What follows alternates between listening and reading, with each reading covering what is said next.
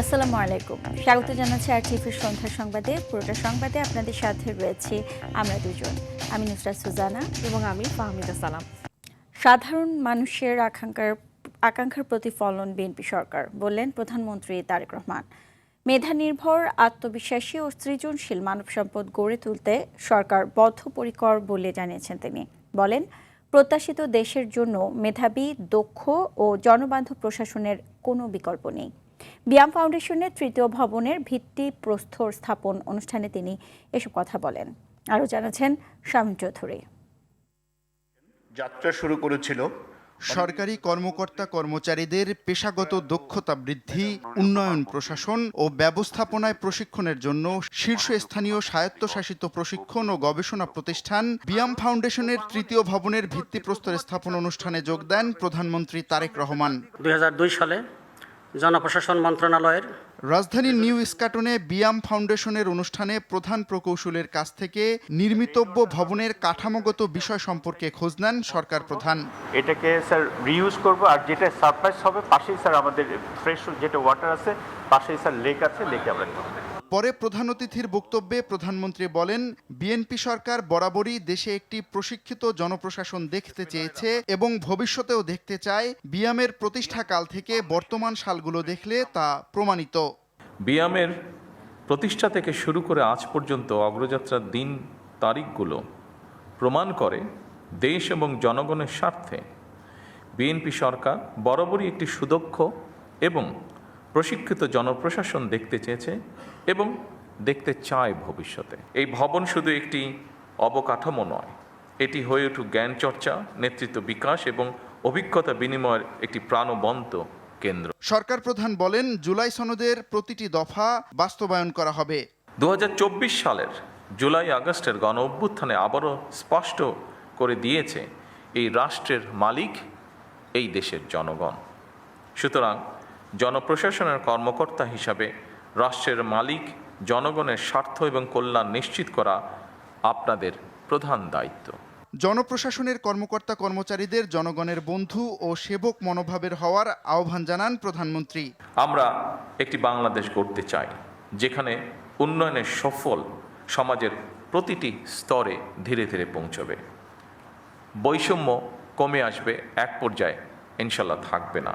আপনাদের প্রতি আমার আহ্বান, নিজেদেরকে শুধু প্রশাসনিক কর্মকর্তা হিসেবে নয়, বরং জনগণের সেবক এবং বন্ধু হিসাবে ভাবুন। এর আগে বিয়াম ফাউন্ডেশন প্রশিক্ষণ কাম অডিটোরিয়াম ভবনের ভিত্তিপ্রস্তর স্থাপন করেন প্রধানমন্ত্রী। Shamim Chowdhury, RTV, Dhaka. BIAM laboratory school পরিদর্শন করেছেন প্রধানমন্ত্রী তারেক রহমান। এ সময় শিক্ষার্থীদের সঙ্গে কুশল বিনিময় করেন তিনি। কথা বলেন শিক্ষকদের সঙ্গে, খোঁজ নেন সার্বিক বিষয়ের। কুশল বিনিময়কালে লেখাপড়ার পাশাপাশি খেলাধুলার প্রতি মনোযোগে শিক্ষার্থীদের উৎসাহ প্রদান করেন প্রধানমন্ত্রী। তারেক রহমানকে পেয়ে আনন্দিত শিক্ষার্থীরা অটোগ্রাফ নেন তার কাছ থেকে।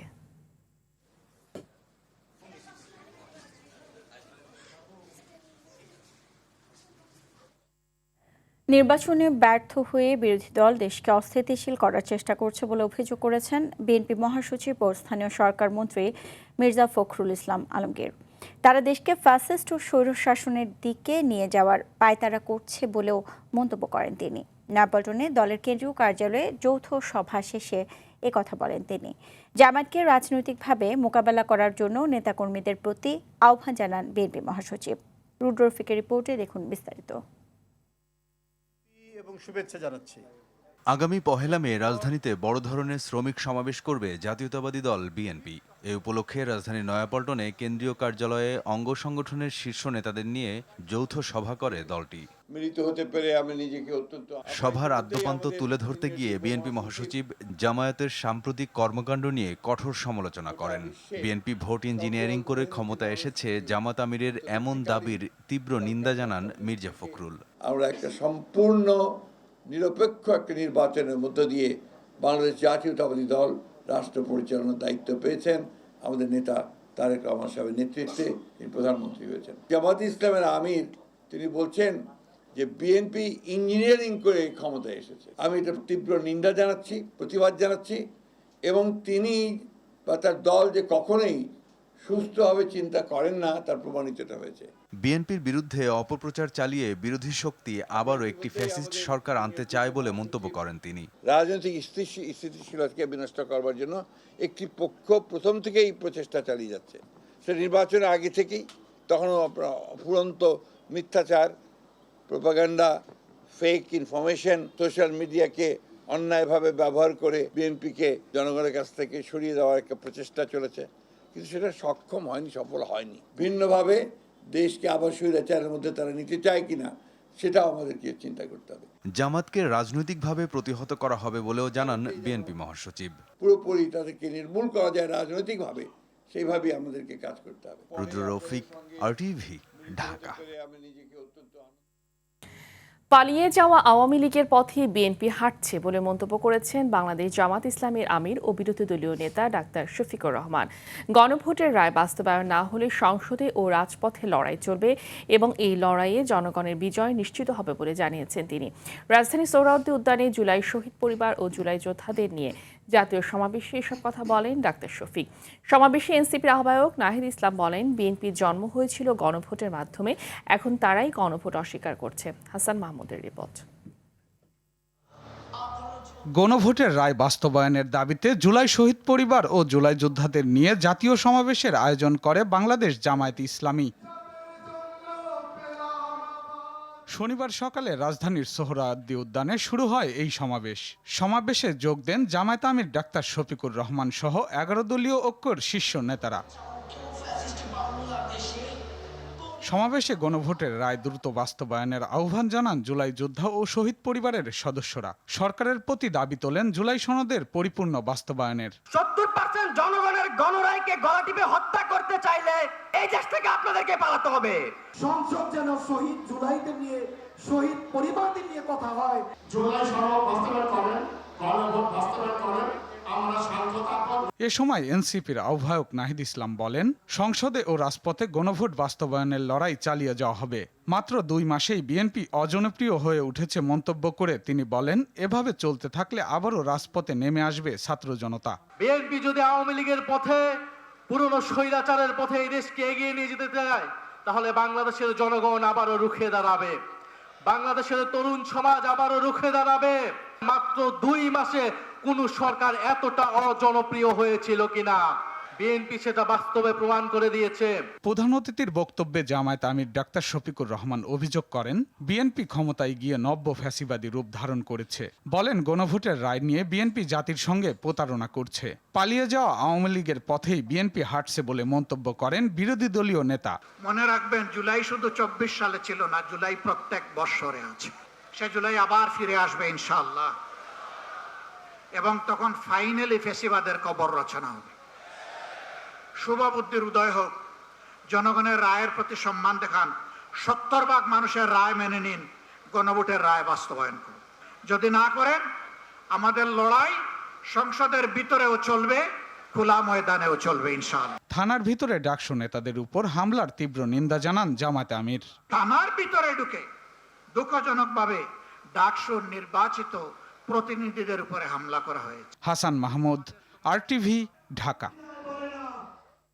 নানা ভোগান্তির পর জ্বালানি তেলের দাম বাড়লেও ভোগান্তি কমেনি তেমন একটা। এখনও তেল নিতে লাইন ধরতে হচ্ছে 5 থেকে 7 ঘন্টা। ঘাটতি না থাকলে সরকারের সরবরাহ বাড়াতে সমস্যা কোথায়, এমন দাবি করছেন চালকরা। 24 ঘন্টা ফিলিং স্টেশন খোলা রাখার দাবিও জানান তারা। আরও জানাচ্ছেন বিপুল দেবরায়। বেড়েছে সব কয়টি জ্বালানি তেলের দাম, তবে কাটেনি ভোগান্তি। রাজধানীর প্রতিটি ফিলিং স্টেশনে রয়েছে লম্বা লাইন। ঘন্টার পর ঘন্টা তপ্ত রোদে অপেক্ষার পরও মিলছে না এখনো কাঙ্ক্ষিত তেল। ঘন্টার পর ঘন্টা সিরিয়াল দেওয়া আমাদের লাইনে দাঁড়ায় যেতেছে। অনেক কষ্ট হয়, যে ঘুম মায়ের আসতে হয়, আবার ডিউটি করতে হয়, লাইনে দাঁড়িয়ে থাকে, কিন্তু পর্যাপ্ত পরিমাণ তেল পাচ্ছে না। তো সরকারের পক্ষ থেকে তেলের সংকট নেই বলা হলেও ফিলিং স্টেশনগুলোতে এখনো চাহিদা অনুযায়ী বাড়েনি সরবরাহ।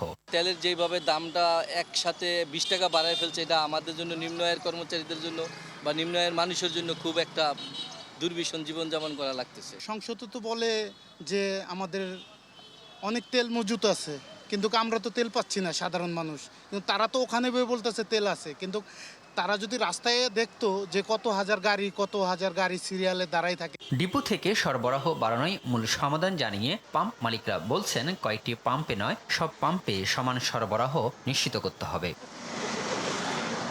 বিপুল দেবরাই, RTV, ঢাকা। জ্বালানি সংকটের পাশাপাশি এনবিআর ও ব্যাংকের অসহযোগিতার কারণে তৈরি পোশাক শিল্পের পণ্য উৎপাদন খরচ অন্তত 20% বেড়ে গেছে।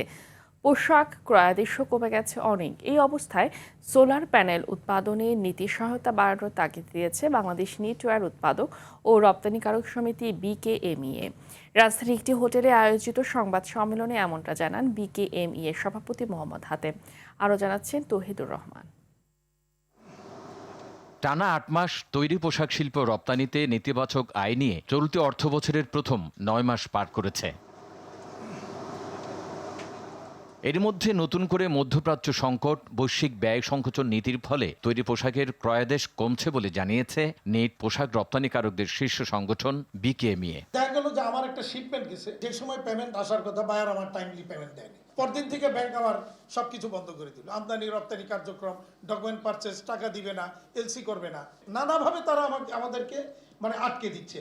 তারপরে দেখা গেল যে বাংলাদেশ ব্যাংকের ড্যাশবোর্ডে কোনো একটা কারণে একটা ওভারডিউ শো করতেছে, বাস আমার কার্যক্রম হবে। তৈরি পোশাক শিল্পের প্রযুক্তি মেশিনপত্রের প্রদর্শনী উপলক্ষে রাজধানীর একটি হোটেলে আয়োজিত সংবাদ সম্মেলনে BKMEA নেতারা জ্বালানি সমস্যা সংকটকে আরো কঠিন করে তুলছে বলে মনে করেন। যখন জ্বালানির খরচ তার বেড়ে গেছে, ইউরোপিয়ান ইউনিয়নের আমাদের যে প্রধান ক্রেতা দেশ, সেখানে যখন বেড়ে গেল, তখন কি হলো, তারা তাদের আসলে অন্যান্য কস্ট কার্টেল করতে বাধ্য হয়েছে। এবং কস্ট কার্টেল আমরা সবাই জানি, প্রথম যেটা করে বাইরে খাওয়া বন্ধ করে, তারপরে তারা অ্যাপারেল পারচেস কমায়, বিকজ ধুয়ে পরে বা একটু বেশি দিন পরা যায় কিনা, সেটার এফেক্ট আসলে আমরা এখন কিছুটা পাচ্ছি। কিছু অর্ডার আমাদের সারা বছর সারা মাস সবসময় অর্ডার প্লেস থাকে, সেই অর্ডারগুলো আসলে কম আসতেছে আমাদের। বুধবার থেকে শুরু হওয়া 4 দিনব্যাপী এবারের BTKG মেলায় প্রায় 30 দেশের 1000-এরও বেশি প্রতিষ্ঠান অংশ নেবে বলে জানানো হয় সংবাদ সম্মেলনে। তৌহিদুর রহমান, RTV, ঢাকা। গত 24 ঘন্টায় হাম রোগে সন্দেহজনক মৃত্যু হয়েছে 11 জনের। আর এ পর্যন্ত মোট মৃতের সংখ্যা 209 জন। এর মধ্যে এ পর্যন্ত নিশ্চিত হামে মৃত্যু হয়েছে 42 জনের। এই সময় হাসপাতালে সন্দেহজনক হাম রোগীর সংখ্যা 1058 জন। আর মোট 30,607 জন। 24 ঘন্টায় নিশ্চিত হাম রোগীর সংখ্যা 229 জন। আর মোট নিশ্চিত হাম রোগীর সংখ্যা 4,460 জন। এ সময়ে সবচেয়ে বেশি 5 জন মারা গেছে চট্টগ্রামে 7 জন। বিকেলে স্বাস্থ্য অধিদপ্তরের বিজ্ঞপ্তিতে এসব তথ্য জানানো হয়েছে। রেমিটেন্স বাড়াতে দক্ষ জনশক্তি তৈরিতে সরকার গুরুত্ব দিচ্ছে বলে জানিয়েছে তথ্য ও সম্প্রচার মন্ত্রী জহিরুদ্দিন স্বপন। দুপুরে জাতীয় প্রেস ক্লাবে ইউরোপে জনশক্তি প্রেরণের প্রতিকূলতা ও সম্ভাবনা শীর্ষক এক সেমিনারে কথা বলেন তিনি। মন্ত্রী জানান, প্রবাসীরা দেশের বৈদেশিক মুদ্রা অর্জনে গুরুত্বপূর্ণ ভূমিকা রাখছেন এবং বর্তমানে তাদের পাঠানো রেমিটেন্স $20 বিলিয়ন বেশি। দেশের অর্থনীতিকে স্থিতিশীল রাখতে রেমিটেন্স আয়ের পরিধি আরও বাড়ানো জরুরি বলেও জানান তথ্যমন্ত্রী।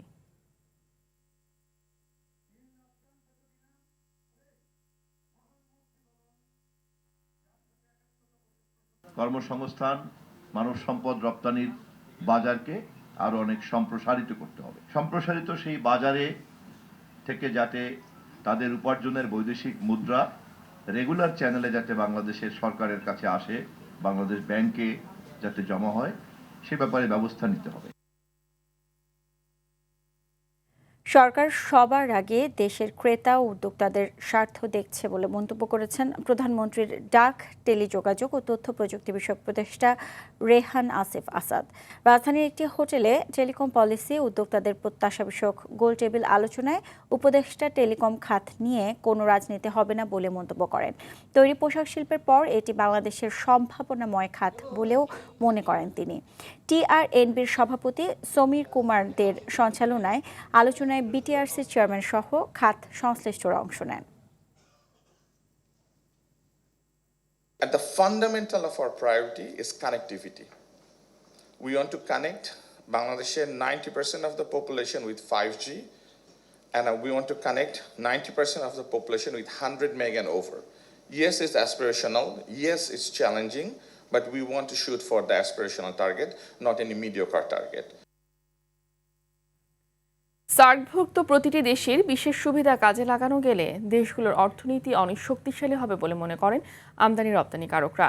অর্থনীতির স্বার্থে এই অঞ্চলে কয়েকটি রাষ্ট্রের সাথে বিদ্যমান রাজনৈতিক মতপার্থক্য দূর করার কথাও বলেন তারা। তবে নতুন করে এই অঞ্চলে ব্যবসা বাণিজ্য গতি ফিরে পাবে বলে আশা করেন সার্কের চেম্বারের বিদায়ী সভাপতি জসিমউদ্দিন। ইসলামাবাদ থেকে ফিরে এসে আরও জানাচ্ছেন তৌহিদুর রহমান। বিশ্বের মোট জনসংখ্যার প্রায় 22% সার্ক অঞ্চলের হলেও অর্থনীতিতে এর অবদান মাত্র 3%। দেশগুলোর চরম অর্থনৈতিক সম্ভাবনা থাকলেও রাজনৈতিক দ্বন্দ্বসহ কিছু সীমাবদ্ধতার কারণে এর পূর্ণ ব্যবহার সম্ভব হচ্ছে না। সম্প্রতি পাকিস্তানের ইসলামাবাদে সার্ক চেম্বারের জেনারেল মিটিং সহ নানা অনুষ্ঠানের আয়োজন ছিল। সেখানে বাংলাদেশের প্রতিনিধিরা কথা বলেন এই অঞ্চলের অর্থনৈতিক সম্ভাবনা নিয়ে। আমাদের সবারই কিন্তু কোনো না কোনো কিছু ইম্পোর্ট করতে হয়, কোনো না কোনো কিছু এক্সপোর্ট করতে হয়। তো নিজেদের মধ্যে যদি এই এক্সপোর্টটা বাড়ানো যায় তাহলে যোগাযোগ ব্যবস্থা যেমন ভালো হবে, আমাদের নিজেদের মধ্যেও কিন্তু একটা খুব সুসম্পর্ক বজায় থাকবে, যেখানে মানুষ মানুষকে জানতে পারবে যার যেটা দরকার, কেউ ইম্পোর্ট কেউ এক্সপোর্ট, যেভাবে তাদের নিজস্ব আইডিয়াতে তাদের ম্যানেজ করতে হয়। এখন প্ল্যাটফর্মটা আমরা তৈরি করে নিতে পারি। এই অঞ্চলকে এগিয়ে নিতে রাজনৈতিক মতপার্থক্যের ঊর্ধ্বে ওঠার তাগিদ দেন তারা। সার্কভুক্ত 8টি কান্ট্রির মধ্যে বোঝাপড়া ভালো থাকে, পরস্পরের ফ্রেন্ড হিসাবে এটা কাজে কর্মে যেন প্রমাণ মিলে এবং এর মাধ্যমে ট্রেড অ্যান্ড কমার্সকে ইনক্রিজ করতে হবে। শুধু 2টি দেশ নয়, সার্ক সংশ্লিষ্ট যে কয়টি দেশ জড়িত আছে সবার সাথে আমাদের ব্যবসায়িক সম্পর্ক অনেক উন্নত হবে, দেশের অর্থনীতি বাড়বে। এখানে আমরা যদি প্রতি ইন্ডিয়া, বাংলাদেশ, পাকিস্তান, শ্রীলঙ্কা সব দেশ ধরি, তাহলে আমরা মনে হয় 200 কোটি ছাড়িয়ে যাব। So that's our market. That is the purpose of keeping above politics. SAARC চেম্বারের সদ্য বিদায়ী সভাপতি জসিমউদ্দিনের সময় ইসলামাবাদে উদ্বোধন হয়েছে সার্ক হেডকোয়ার্টার ভবন। এর মাধ্যমে সার্ক এগিয়ে যাবে বলে মনে করেন তিনি। ফাইনালি আমার টেনিউরে আমরা এটাকে কমপ্লিট করেছি। এই রিজনের বিজনেস ডেভেলপমেন্টের জন্য যা যা দরকার এখান থেকে আমরা করা সম্ভব হবে। B2B এবং রিসার্চ ইনোভেশন, এখান থেকে পলিসি মেকিং, অ্যাডভোকেসি, এগুলি পলিসিগুলি এখান থেকে করা সম্ভব হবে। সার্ক অঞ্চলের প্রয়োজনীয় পণ্য আমদানি রপ্তানি করা গেলে পারস্পরিক সম্পর্ক আরও শক্তিশালী হবে বলে আশা করেন তিনি। রিজনাল বিজনেসটা বাড়ানো খুবই দরকার। মানে কম্পিটিটিভনেস থাকলে আমাদের র মেটেরিয়ালসের সোর্স হতে পারে, আমাদের ফুড সিকিউরিটির জন্য হতে পারে, এনার্জি সিকিউরিটির জন্য হতে পারে এবং ক্লিন এনার্জির জন্য হতে পারে। এই যে পটেনশিয়ালিটিগুলি আছে, প্রত্যেকটা দেশের কিন্তু নিজেদের অ্যাডভান্টেজ আছে। এই অ্যাডভান্টেজগুলি খুঁজে আমাদেরকে ইউজ করা খুব দরকার। চলমান জ্বালানি সমস্যার সমাধানও সহজে করা সম্ভব বলে মনে করেন তিনি। তৌহিদুর রহমান, ইসলামাবাদ, পাকিস্তান। আসছে বাজেটে শিক্ষা ও স্বাস্থ্য খাতে বরাদ্দ বেশি থাকবে বলে জানিয়েছেন অর্থমন্ত্রী আমির খসরু মাহমুদ চৌধুরী। বিকেলে সচিবালয়ে বিভিন্ন গণমাধ্যমের সম্পাদক ও প্রতিনিধিদের সাথে বাজেট প্রণয়নের নীতিগত বিষয়ের উপর মত বিনিময় অনুষ্ঠানে তিনি একথা জানান। সে সময় রেভিনিউ বাড়াতে টেলিভিশন কানেকশনকে সম্পূর্ণ ডিজিটালাইজড করার পক্ষে যুক্তি তুলে ধরেন টেলিভিশন সংশ্লিষ্টরা। পাশাপাশি প্রযুক্তি নির্ভর কৃষিতে বিনিয়োগ, ঋণ খেলাপি ও আয়কর রিটার্নের বাইরে থাকা টিনধারীদের বিরুদ্ধে ব্যবস্থা নেওয়ার দাবি জানান তারা। সে সময় এক প্রশ্নের জবাবে অর্থমন্ত্রী জানান, টাকা ছাপানো কিংবা নতুন করে ব্যাংক থেকে কোনো ঋণ নিচ্ছে না সরকার। টাকা ছাপানো, হাইফাউ মানি এবং প্রাইভেট ব্যাংক থেকে হাই ইন্টারেস্ট রেটে বড় করা, এটা অ্যাভয়েড করা আমাদের 1 নম্বর প্রায়োরিটি। ডেমোগ্রাফিক ডিভিডেন্ড সফল করতে হলে ফার্স্ট বিনিয়োগ করতে হবে হেলথ এবং এডুকেশন। স্বাস্থ্য এবং শিক্ষার বিনিয়োগ ছাড়া ডেমোগ্রাফিক ডিভিডেন্ড পাওয়ার কোনো সুযোগ নেই।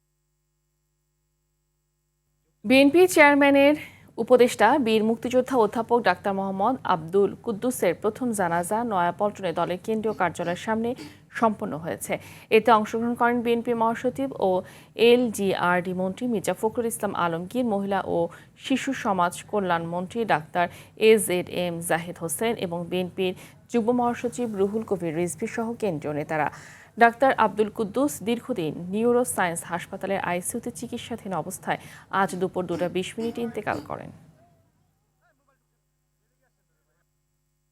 রাজধানীর 4টি এলাকায় উৎপাদন হচ্ছে নিষিদ্ধ পলিথিন। প্রশাসনকে ম্যানেজ করেই চলছে এই রমরমা বাণিজ্য। এসবের বিরুদ্ধে ব্যবস্থা নেওয়ার কথা যাদের, তারাই নীরব ভূমিকা পালন করছে।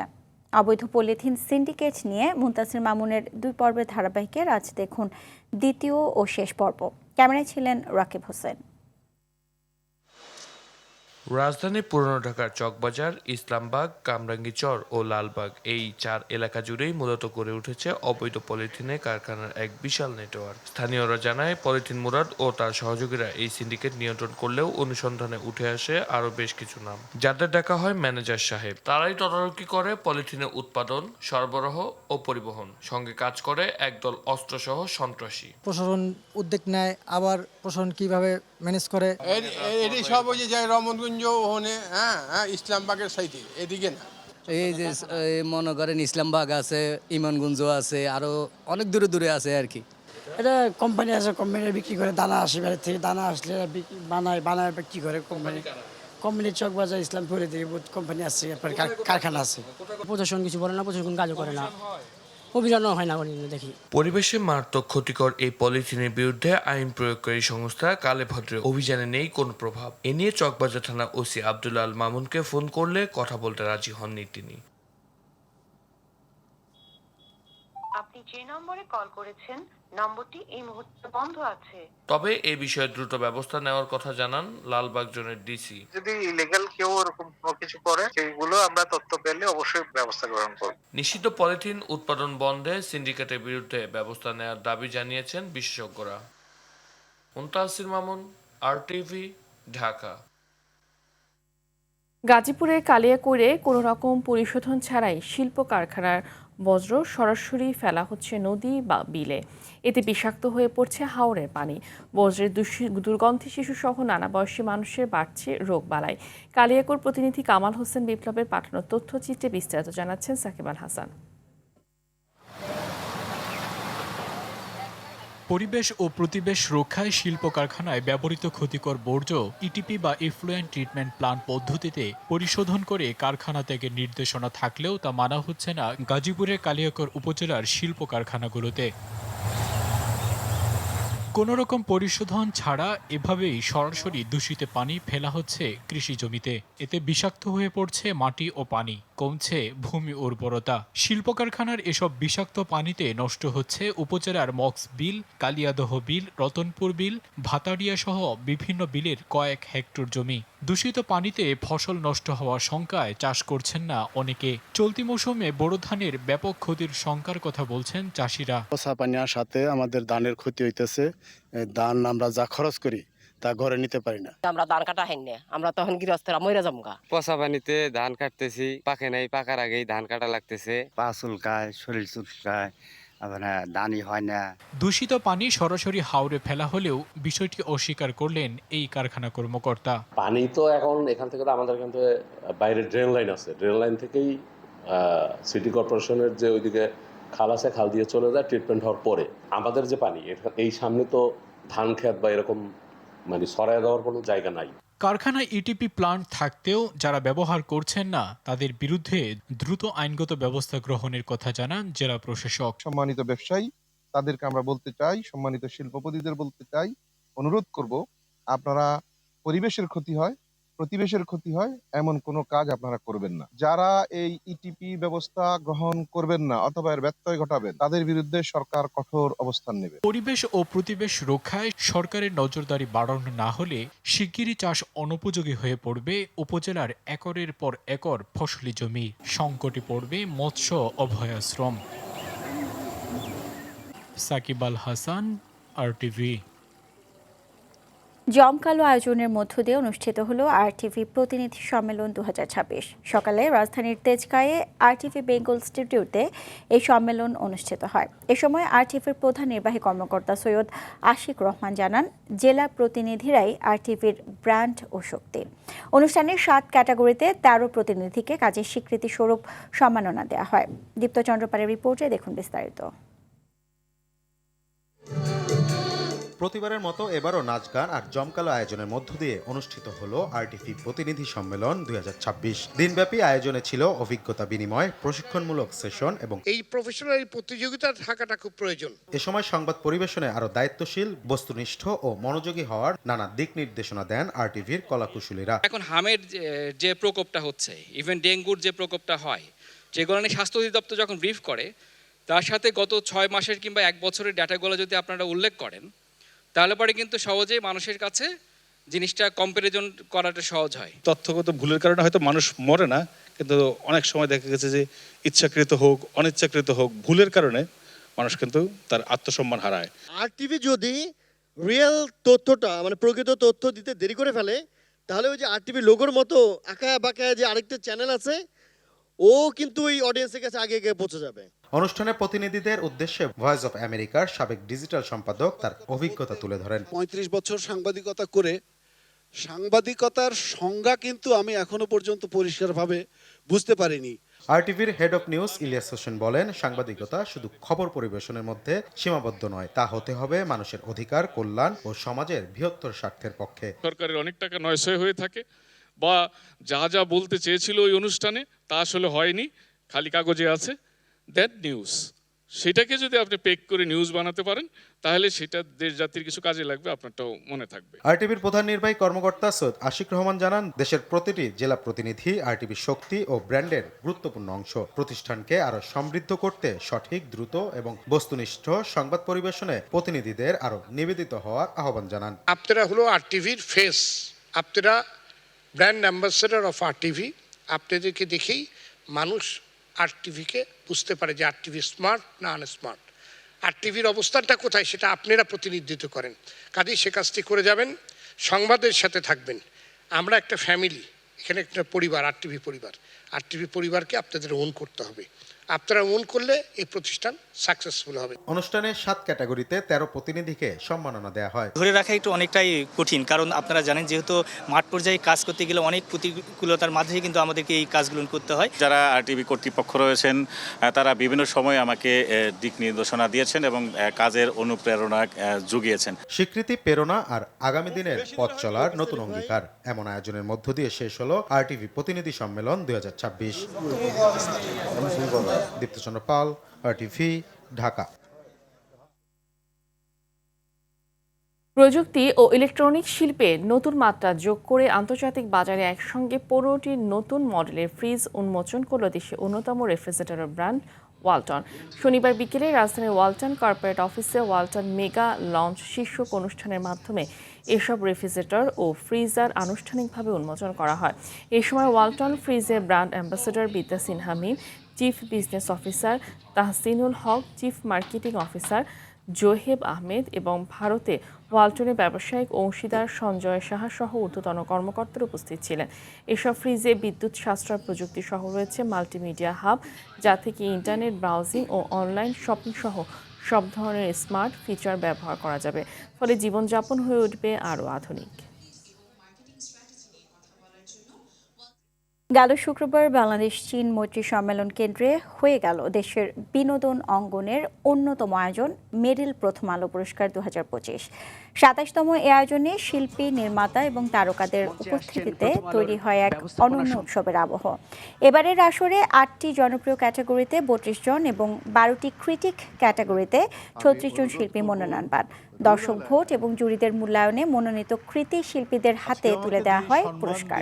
এই আয়োজনকে শুধু পুরস্কার প্রদান নয়, বরং সংস্কৃতি ও সৃজনশীল মানুষদের সম্মান জানানোর একটি গুরুত্বপূর্ণ মাধ্যম বলে মন্তব্য করেন স্কয়ার টয়লেট্রিজ লিমিটেডের সিইও মালিক মোহাম্মদ সাইদ। এ সময় মঞ্চে স্কয়ার টয়লেট্রিজ লিমিটেডের এমডি অঞ্জন চৌধুরী, দৈনিক প্রথম আলোর সম্পাদক মতিউর রহমান সহ বিশিষ্টজনরা উপস্থিত ছিলেন। সন্ধ্যার সংবাদে পর্যন্তই। রাতের সংবাদ 11:15টায় দেখার আমন্ত্রণ রইল। ধন্যবাদ সবাইকে। ধন্যবাদ।